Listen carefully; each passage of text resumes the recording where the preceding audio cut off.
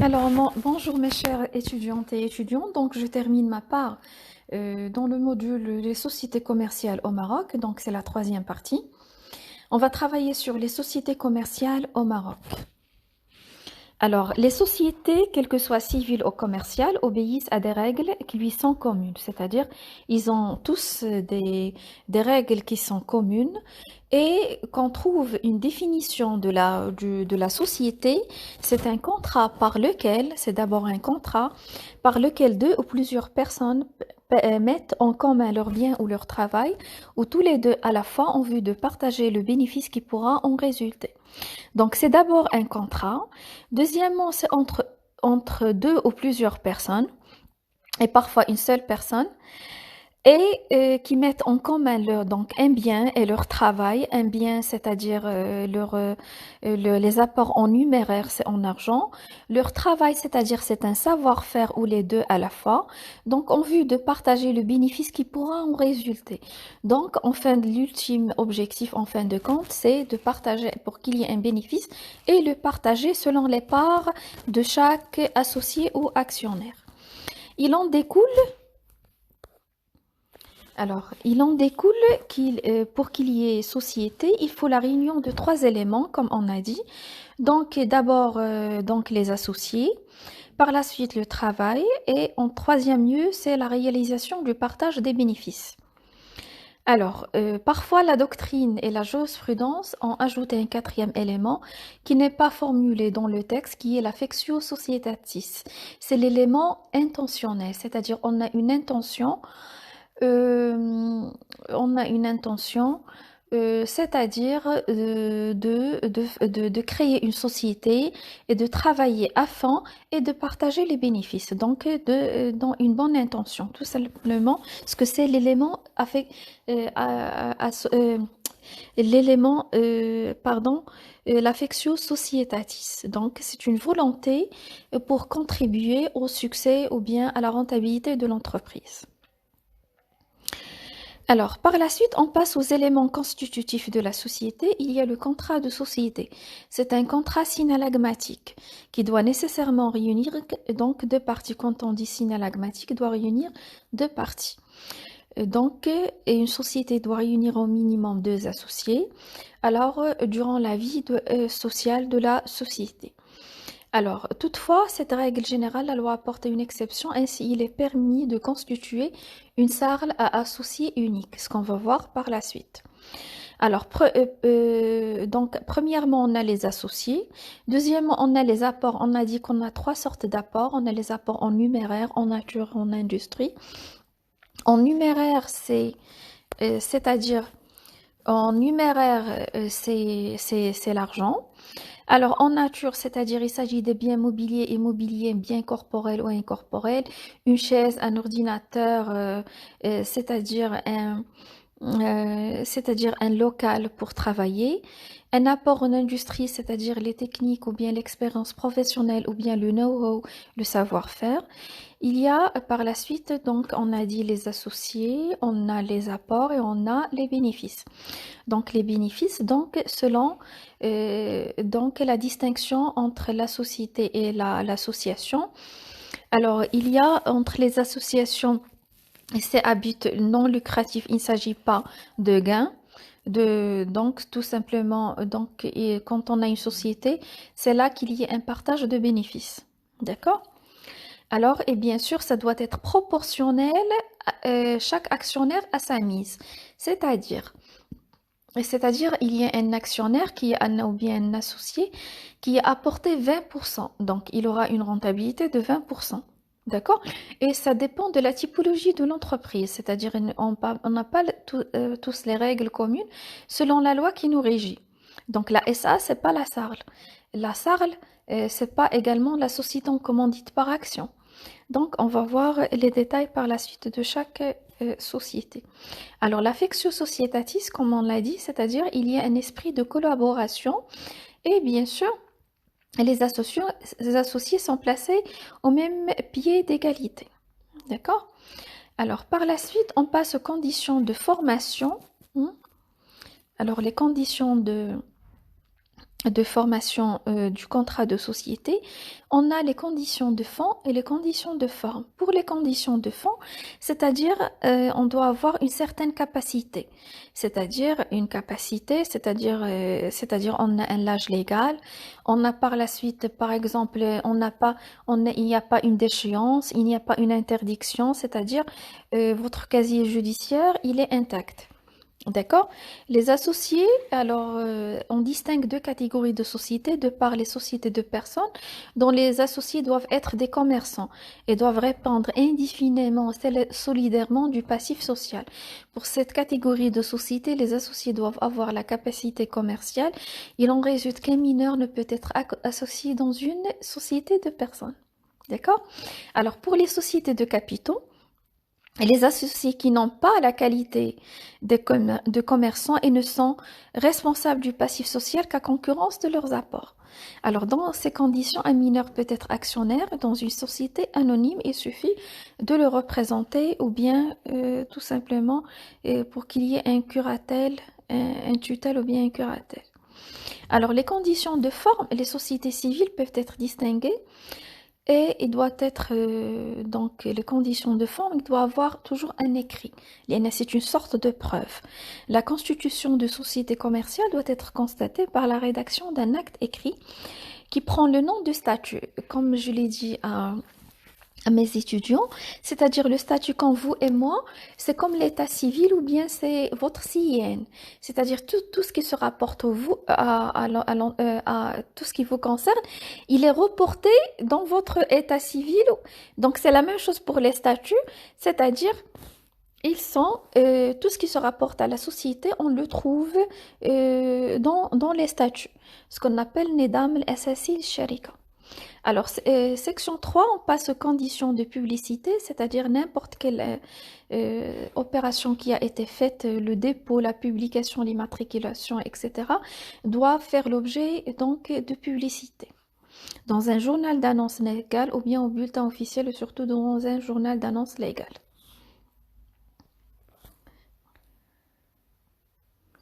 Alors, on passe les étapes de la création d'entreprise au Maroc. On a les formalités. Et on a les entreprises concernées, on a l'administration concernée, on a les frais. Alors pour donc le CRI, qu'est-ce qu'il demande? Donc l'administration, c'est-à-dire on obtient un certificat négatif pour toutes les sociétés commerciales, pour que les entreprises individuelles qui n'optent pas pour une enseigne. Par la suite, établissement des statuts, actes notariés sous seing privé, ça concerne toutes les sociétés commerciales qui effectuent alors cette tâche, c'est le cabinet juridique.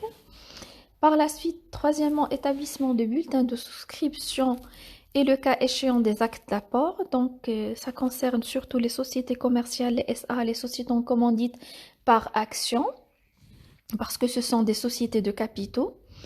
Par la suite, on a les blocages du montant du capital libéré, les sociétés commerciales, particulièrement les SA, les SAR, les CNC, les SCA.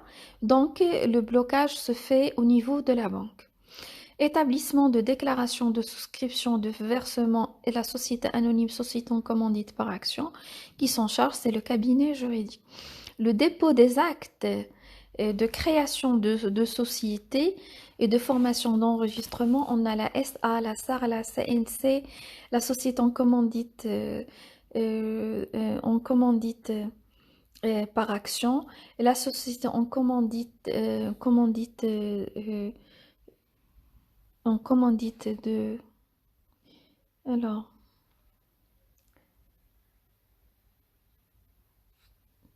par la suite, donc, c'est la direction des impôts représentée au sein des centres régionaux d'investissement qui s'en chargent. Donc, le CI. Alors, par la suite, on a ce qu'on appelle... Alors, on passe...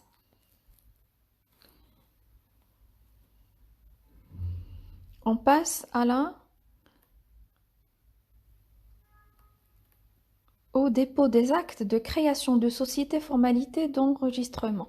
Donc, c'est particulièrement, c'est à peu près toutes les sociétés commerciales sont concernées, d'accord, à part la SARLU. Alors, c'est la direction des impôts représentée au sein du Centre régional d'investissement.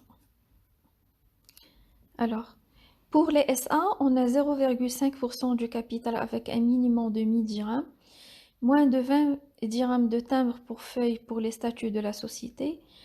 Alors, on a 20 dirhams de timbre, par la suite 50 dirhams pour le PV de nomination du président du conseil d'administration.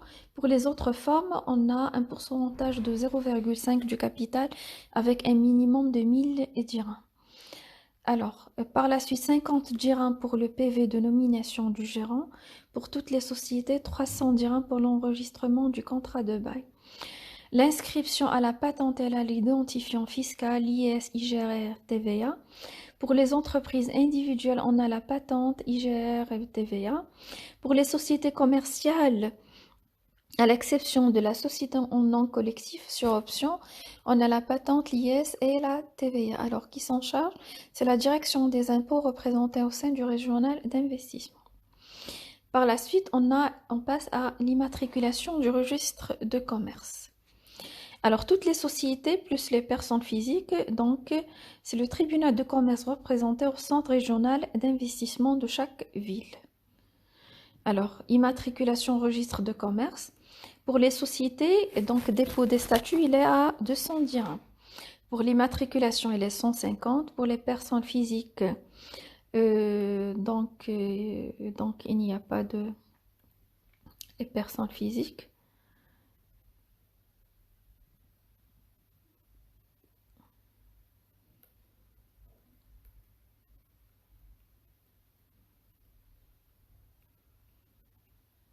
Alors, 50 dirhams pour le PV de nomination du gérant.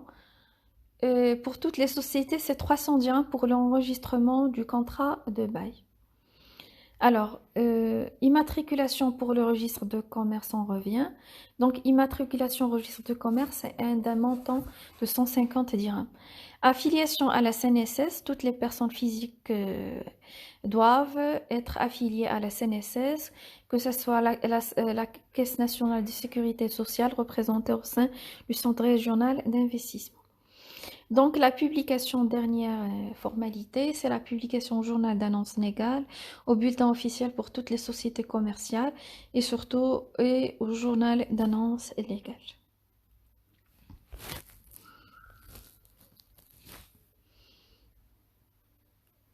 Alors, on passe aux formes juridiques des sociétés. On va commencer par les sociétés de capitaux. Les sociétés de capitaux, on a la SA. Et alors, on a la SA et la société en commandite par action. Donc, il y a une erreur, il n'y a pas la SARL. Alors, peut-être qu'il y a une erreur de frappe, il n'y a pas de SARL, c'est la société anonyme et la société en commandite par action. Donc, la société anonyme, donc, il y a donc les associés, on a les associés. On a également les apports sont supportés en concurrence, c'est-à-dire plutôt les dettes sociales sont supportées à concurrence de leurs apports. On a deux catégories de SA. On a la société avec une SA qui est cotée en bourse, une SA qui n'est pas cotée en bourse. Pour la SA non cotée en bourse, on a le projet des statuts. On a premièrement les projets des statuts que ça concerne les personnes physiques ou morales qui peuvent avoir des actions. L'engagement des futurs actionnaires, l'objet social de la société, la dénomination sociale de la société, le siège social de la société, le capital de la société, le capital en nature, les apports en numéraire, les actes état des actes accomplis pour le compte de la société, la signature des statuts. Alors, quand on arrive à projet des statuts, donc tous ces éléments, on arrive aux signatures des statuts. Quand je dis signature des statuts, c'est-à-dire à chaque fois qu'on a signé le statut, on passe à la désignation du mode de gouvernance, c'est-à-dire c'est une SA à conseil d'administration, bien sûr une SA à directoire et à conseil de surveillance. Donc deux modes de gouvernance, un classique et l'autre moderne. Par la suite, c'est-à-dire on a désigné le mode de gouvernance, on passe à la réunion du premier conseil d'administration de surveillance, c'est-à-dire on a choisi le conseil d'administration ou de surveillance. On a par la suite enregistrement des statuts, on a l'inscription au fisc, bien sûr, insertion de l'avis de constitution dans un journal d'annonce légale, les formalités de publicité particulière à certains apports, les formalités d'inscription au registre de commerce. Alors, ces formalités, on a les formalités de dépôt et on a l'immatriculation. Donc, on dépôt, donc le dépôt, bien sûr, le dépôt donc d'inscription au registre de commerce, comme quoi on a pu constituer une société. Donc, les formalités de dépôt, bien sûr. Par la suite, on passe à l'immatriculation de la société. Par la suite, on passe à la publicité au bulletin officiel et dans un journal d'annonce légale. Par la suite, on passe au retrait des fonds, les NAC, c'est normal pour qu'on puisse travailler. Et si on n'a pas les apports en numéraire, donc les retraits des fonds des banques, comment on va travailler, comment on va commencer notre investissement. Et il y a les formalités constitutives à l'immatriculation, on a la comptabilité, les assemblées générales, le registre en matière sociale. Alors, par la suite, pour la SA avec appel public à l'épargne, c'est-à-dire qui est coté en bourse, donc le nombre d'actionnaires, alors pardon, les formalités sont identiques que celles des SA. Alors, donc les formalités sont identiques que celles des SA qui ne fait pas appel public à l'épargne. Il y a certaines particularités propres aux sociétés cotées, c'est-à-dire un capital minimum de 3 millions de dirhams. On a une société qui fait appel public à l'épargne, une SA, surtout une SA au Maroc, on a c'est faire admettre des valeurs mobilières, ce qu'on appelle qiyam al-manqula. Ce sont les actions, les obligations, les certificats d'investissement, les droits d'attribution à la bourse des valeurs ou bien, bien sûr, au marché, tout autre marché réglementé. Au Maroc, on a le marché central et le marché de bloc. Dans le marché central, on a 3 compartiments. Ou bien, c'est-à-dire qui émet ou cède les dites valeurs dans les conditions prévues à l'article 12 du DAHIR du 21 septembre 1993 relatif au CDVM, c'est-à-dire à l'ancien l'ancien gendarme de la bourse qui est maintenant la autorité marocaine des marchés de capitaux qui est la MMC, parce que ça date de 1993, relative au CDVM. C'est l'ancienne institution et aux informations exigées de personnes morales faisant appel public à l'épargne. Alors ça concerne donc voilà donc les modes de gouvernance. Alors par la suite on va passer donc au nombre d'actionnaires. Alors le nombre d'actionnaires ne peut être inférieur à 5. Le capital minimum pour les sociétés qui ne font pas, qui faisant alors 3 millions de dirhams pour les sociétés qui font appel public à l'épargne, 300 millions de dirhams pour les sociétés qui ne sont pas cotées. Les actions en numéraire doivent être libérées lors de la souscription au moins le 1/4 de leur valeur nominale. Les actions en nature sont libérées intégralement lors de leur émission. Donc il y a on libère lors de la souscription le 1/4 de la valeur nominale. Les actions en nature sont libérées intégralement. D'accord? Donc, c'est pas la même chose que les actions en numéraire. Donc, on libère le 1/4 pour les apports. Pour les apports en nature, donc on les libère en intégralité. D'accord? Les actionnaires ne sont pas responsables qu'à concurrence de leurs apports.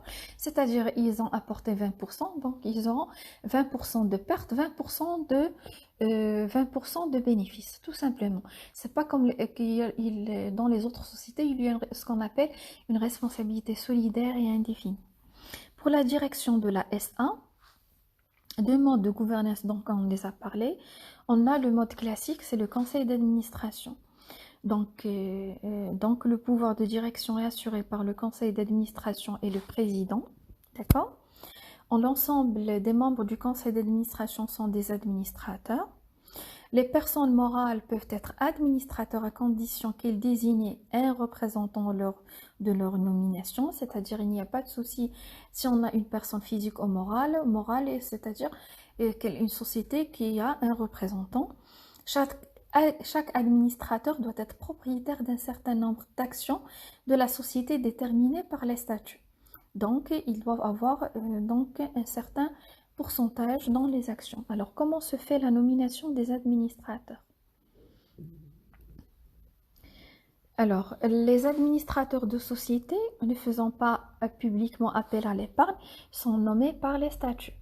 Par contre, pour les sociétés qui sont la SA qui est cotée en bourse, ils sont nommés par l'Assemblée générale constitutive.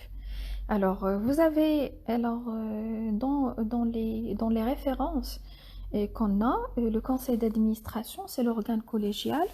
Il est composé par un nombre d'administrateurs qui n'a pas de personnalité morale. Donc, le nombre minimum, minimum 3 et maximum 30 en cas de fusion. Le conseil d'administration élit parmi ses membres est donc un président, le président du conseil d'administration, un PDG, le langage courant. Conditions pour être administrateur. Les administrateurs qui sont des mandataires des actionnaires doivent avoir la capacité juridique. C'est-à-dire ils ne doivent ni être frappés d'interdiction, ni de déchéance, ni etc. D'accord? Alors on passe alors à un autre point se rapporte à la cessation. Alors, donc à la cessation des fonctions. La cessation des fonctions, comment ça se passe? Premièrement, donc le premier point, c'est le décès, démission, dissolution de la société, déchéance, incompatibilité ou interdiction, bien tout simplement le non-renouvellement du mandat. Alors la révocation, donc les administrateurs sont révocables à tout moment par l'Assemblée générale ordinaire. D'accord? Alors, on passe à la publicité. Donc, chaque nomination ou bien cessation des fonctions devront faire l'objet d'une publication au journal d'annonce légale, au RC, registre de commerce, ou bien est déposée au greffe du tribunal de commerce. Pour la rémunération, donc, elle est fixée librement, c'est-à-dire la loi ne détermine pas la fixation de la rémunération. Donc, elle est fixée par l'Assemblée générale et bien sûr l'Assemblée générale et bien sûr tout ce qu'ils ont décidé dans les statuts. Le statut social. Donc, le statut social, donc quand je parle du statut social des administrateurs, c'est pas les statuts de la société, Nedam l'Assassin, non, c'est le statut social des administrateurs. Peuvent cumuler leurs fonctions avec un emploi salarié. Alors comment? C'est-à-dire ils ont la qualité d'administrateur, c'est-à-dire ils ont apporté un certain apport, mais ils peuvent également, par exemple, travailler comme un simple salarié ou bien travailler comme un directeur. Donc, ils peuvent cumuler deux fonctions, parfois momentanément. Alors, les jetons de présence, est-ce que c'est parmi les sortes de rémunération? On a les jetons de présence, c'est-à-dire plus vous vous présentez dans les réunions, vous avez une gratification, ce qu'on appelle les jetons de présence.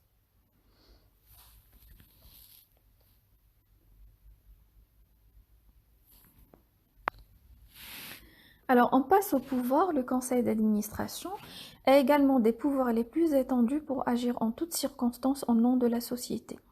C'est-à-dire ils ont un certain pouvoir qui est plus étendu, très étendu, mais à condition de ne pas dépasser l'objet social. C'est-à-dire on a l'objet social, la vente des PC, ben on va les vendre.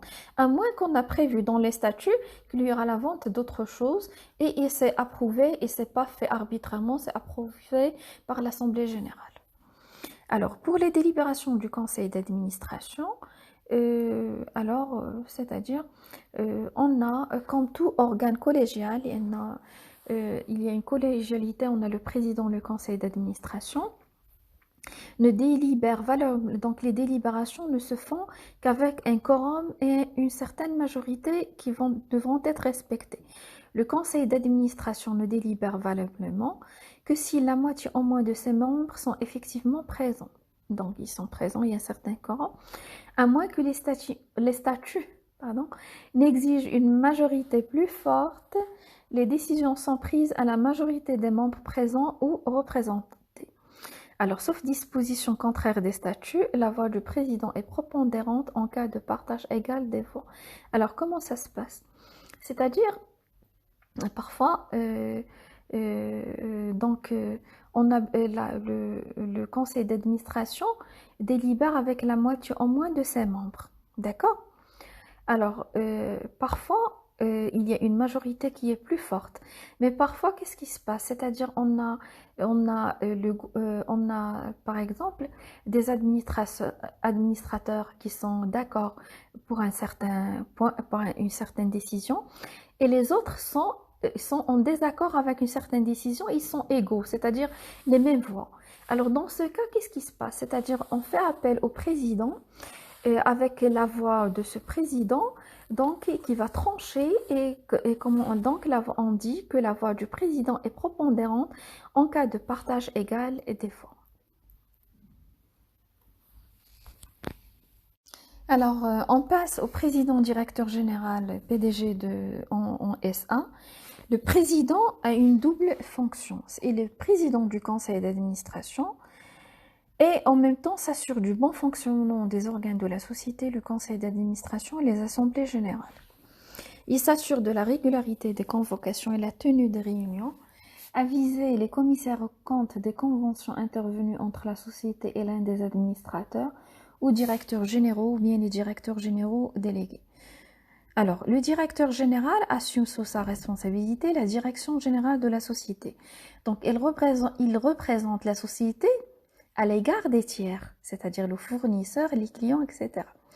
A les pouvoirs étendus pour agir en toutes circonstances en nom de la société, mais il ne faut pas qu'il dépasse l'objet social, c'est-à-dire il a un certain pouvoir qui lui est reconnu par la loi, mais il ne faut pas qu'il y ait un dépassement de l'objet social, à moins qu'on lui a, c'est-à-dire octroyé ce pouvoir de dépasser l'objet social et qui a été approuvé en l'Assemblée générale par les statuts.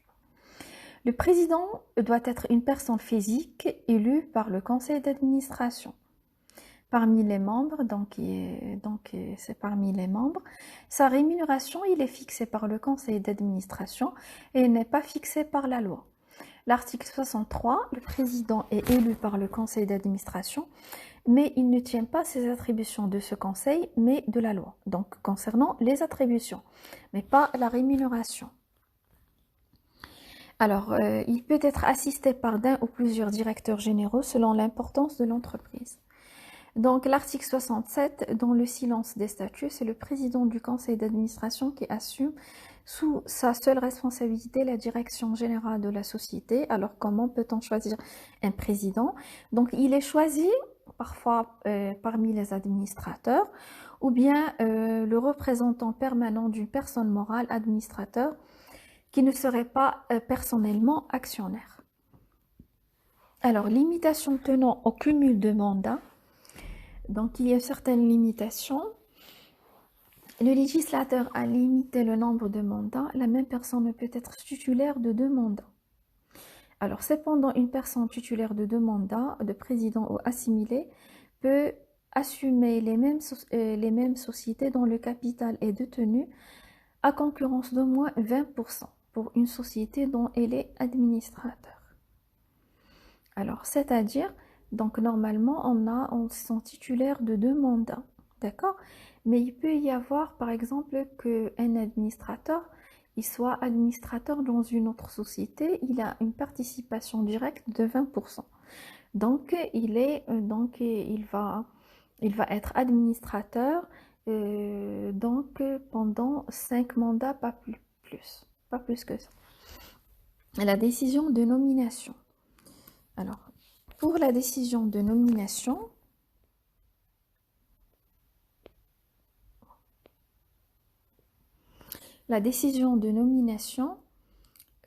c'est-à-dire que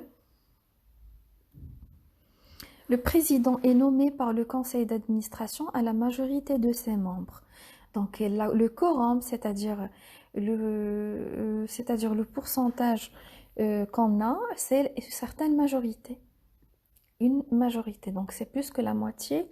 Un conseil d'administration régulièrement constitué ne peut valablement nommer un président ou le confirmer dans ses fonctions. Donc, c'est-à-dire, il faut respecter donc la majorité. Donc, si donc le conseil d'administration n'a pas respecté la majorité, c'est-à-dire je dirais que le président risque d'être risque par la suite soit révoqué, soit c'est-à-dire il va présenter sa démission parce qu'il n'a pas été nommé à la majorité ce qu'on a dans les statuts et par la loi. Alors la durée et la cessation des fonctions.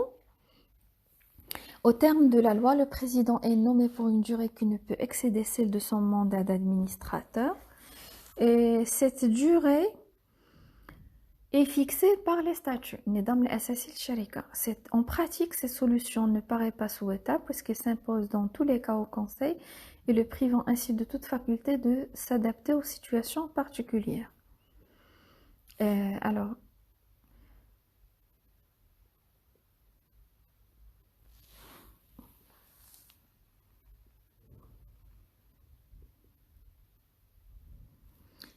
pour la responsabilité du président,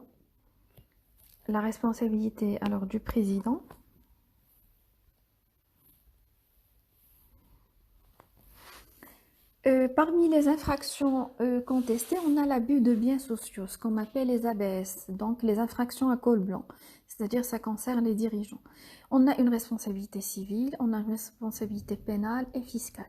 La responsabilité civile, donc, elle est réglementée par l'article 252, 355 de la loi 1795, modifiée et complétée par la loi 2005, 78, 12 et 20 19. C'est 20-19. Alors, la loi ne prévoit aucun cas de responsabilité civile mise à la charge du président, mais ça n'empêche qu'on lui applique le régime de la responsabilité civile des administrateurs ordinaires. Alors, que ce soit un directeur général délégué, peut être génératrice de responsabilité. Donc, en cas de carence, de négligence dans la gestion de l'entreprise. Pour la responsabilité pénale, l'inobservation des réglementations professionnelles remonte jusqu'à président du conseil d'administration considéré comme chef d'entreprise. Donc personne n'est épargné, c'est-à-dire dès qu'il y a une responsabilité, on détecte qu'il y a une infraction pénale, donc les dirigeants vont subir une responsabilité et par la suite des sanctions. La responsabilité fiscale. Donc, il faut déclarer les responsabilités des impositions. Donc, des impositions et des majorités concernent la société. Donc, si la société est redevable, elle doit payer des impositions parce que les manœuvres frauduleuses ou l'inobservation, ça entraîne la société dans des responsabilités pécuniaires très graves. Alors, la rémunération du président. Pour la rémunération du président, alors le président perçoit une rémunération spécifique pour les fonctions qu'il exerce. Donc c'est une rémunération. Il doit avoir une rémunération, mais qui n'est pas et qui est normalement arrêtée par le conseil d'administration. C'est-à-dire la loi ne va pas fixer la rémunération du président. Alors, pour les pouvoirs du président, on trouve l'article 69 que le conseil d'administration détermine les orientations de l'activité de la société et veille à leur mise en œuvre sous réserve des pouvoirs expressément attribués aux assemblées d'actionnaires et dans la limite de l'objet social. Il se saisit de toute question intéressant la bonne marche de la société et règle par les délibérations les affaires qui la concernent. Alors, les affaires qui la concernent, donc je dirais, c'est-à-dire euh, toutes sortes de conventions intervenant entre une société et l'un de ses membres, du directoire au sein du conseil de surveillance. Donc c'est ça ce qu'on appelle donc les affaires qui la concernent. Alors, il y a deux sortes de pouvoirs. Il y a un pouvoir général et un pouvoir spécial. Donc, le pouvoir général, c'est celui de prendre toutes circonstances des décisions tendant à la réalisation de l'objet social. Le pouvoir spécial, c'est le Conseil intervient dans la désignation d'un certain nombre des organes sociaux. Il prend les mesures nécessaires pour le contrôle de l'Assemblée des actionnaires. La loi confère la loi confère au conseil d'administration les pouvoirs spéciaux dans le domaine financier.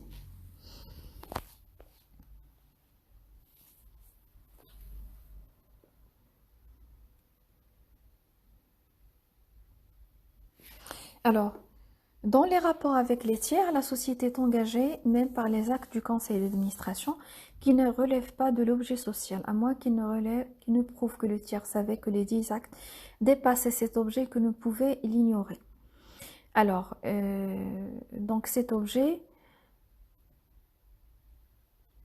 qui ne pouvait l'ignorer compte tenu des circonstances étant exclu que la seule publication des statuts suffise à constituer cette preuve. Les dispositions des statuts limitant les pouvoirs du conseil d'administration sont inopposables aux tiers. Ces pouvoirs du président au même titre que ceux du conseil sont de deux catégories. Alors là, c'est-à-dire, la société ne devrait jamais dépasser l'objet social. L'objet social de la société, c'est-à-dire à moins que le tiers savait qu'elle dépassait cet objet social et que, c'est-à-dire on l'a déjà prévu dans les statuts et la publication dans les statuts constitue une certaine preuve, d'accord? Pour qu'il n'y ait pas une pénalité ni pour la société ni pour les tiers. Alors il y a deux pouvoirs, deux sortes de catégories de pouvoirs. Il y a les pouvoirs généraux et les pouvoirs spéciaux. Alors, pour les pouvoirs généraux,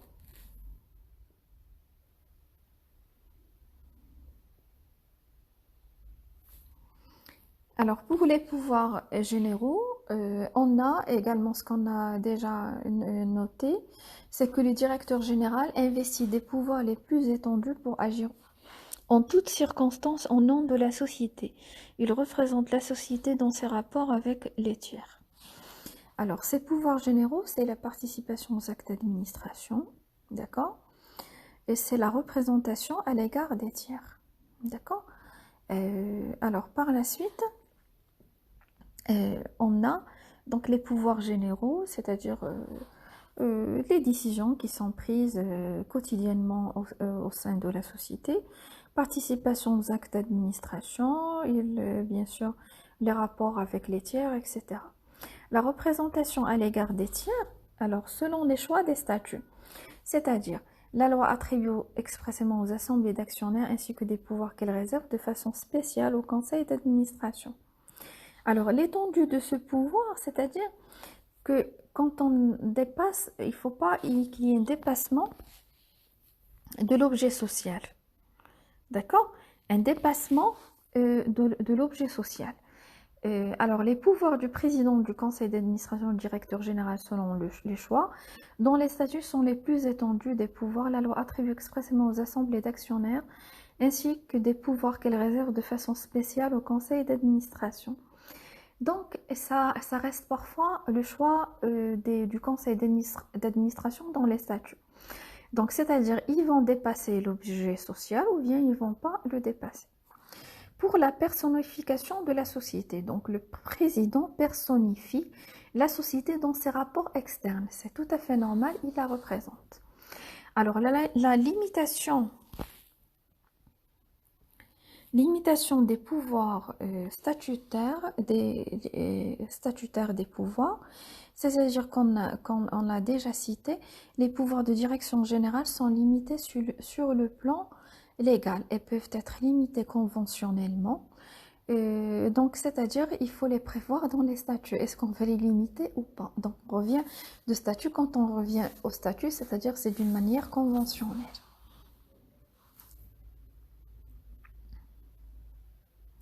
Alors, le pouvoir de délégation, un président peut déléguer ses pouvoirs au directeur général ou à son tour au directeur général délégué, donc selon les situations.